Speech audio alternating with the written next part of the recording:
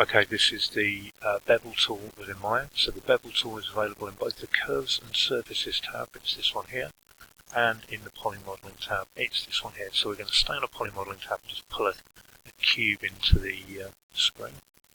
Let's just size that up so we get a good idea of what we're talking about.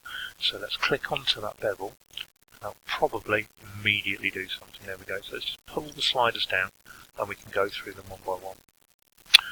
So what the Bevel tool does is it turns a sharp angle, like a 90-degree angle between this face and this face, into two 45-degree angles or more smaller angles. It has the effect of both making the transition softer and increasing the complexity of the shape used. So for instance, what we'll look at first is a fraction slider, and that selects how much of the original shape is used for the transition. So here we can see you go from a normal cube and you're adding bevel, and then more and more of the bevel takes up more and more of the shape. You can't call that a cube anymore. And then the final effect is that it increases the bevel to take over the whole shape. So we don't want the full thing, we just want a little bit.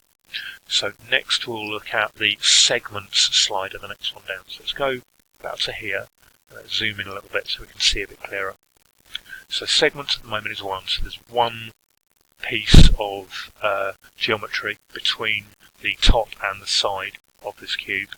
So we'll put that up to 2, so it turns into 2. We've got 3, 4, 5 and so on. The more segments you have, the smoother the curve between surfaces will be.